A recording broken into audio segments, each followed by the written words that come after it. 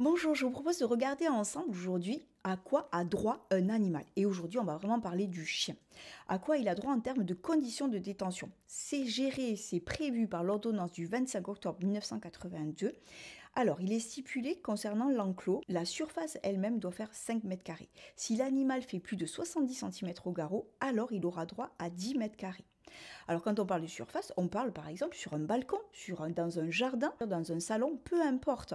C'est la surface qui compte, la surface qui n'est pas encombrée. Il peut y avoir par exemple des jardins qui font, on va dire, 100 mètres carrés, mais si tout est jonché d'encombrement, alors il faut voir voilà, la distance, le périmètre dans lequel l'animal peut circuler.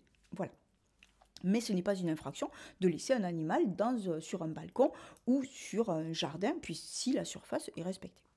Ensuite, si l'animal est à l'attache, l'attache est prévue et autorisée en France.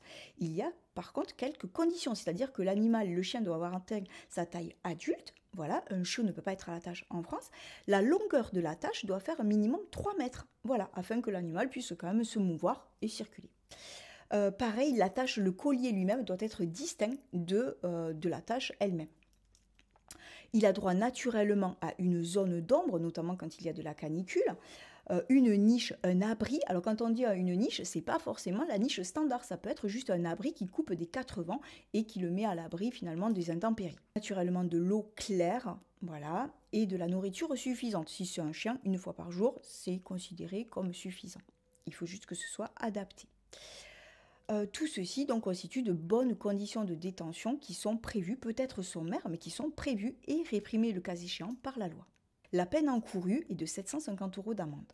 Donc c'est vraiment du contraventionnel et pour nous, forces de l'ordre, on n'aura pas autorisation de confisquer l'animal et de le retirer pour des conditions de détention déplorables. Même si on partage l'analyse comme quoi l'animal peut être en souffrance, mais on ne sera pas autorisé, à moins d'une C5, d'une contravention 5e classe, à procéder à la confiscation de l'animal. Suivez-nous pour plein d'autres conseils. Ensemble, nous pouvons les aider.